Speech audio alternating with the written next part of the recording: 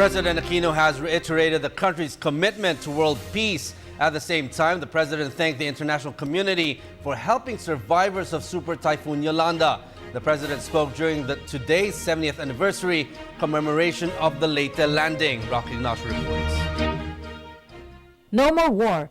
The Philippines and its allies, the U.S., Canada, Australia, New Zealand, United Kingdom, and Japan, assured in today's 70th Leyte Gulf landing anniversary held in Palo Leyte, one of the largest amphibious operations in the history that has liberated the country from Japan's occupation during Second World War.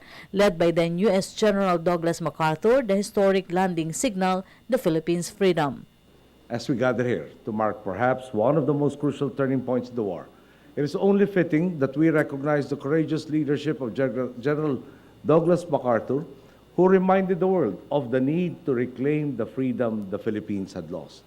At the same time, we gather to reaffirm that the story of the Leyte landings and of the Philippine liberation was woven not just by the resolve of an individual.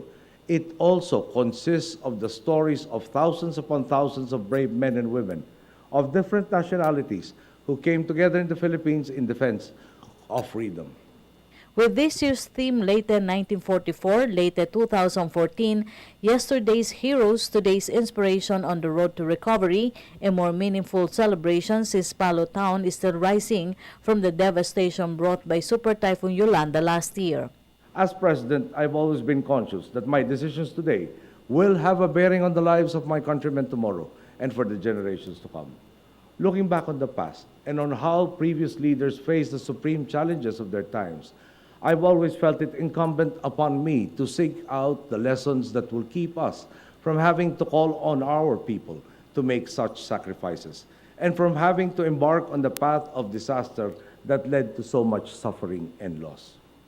Today's ceremony, I believe, gives us an opportunity to engage in this kind of reflection, to pay tribute to our forefathers who fought and died here, and to recognize the goodwill we now extend to those who were once our enemies. From his famous line, "I shall return," a reenactment of MacArthur's return scene 70 years ago was made as one of the highlights of the celebration.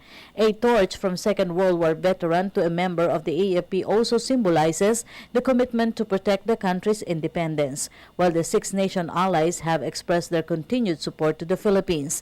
A presentation of commemorative medal and stamp was led by the Bangko Sentral ng Pilipinas and the Philippine Postal Corporation for this event. For the People's Television, Ignacio, Palo Leyte.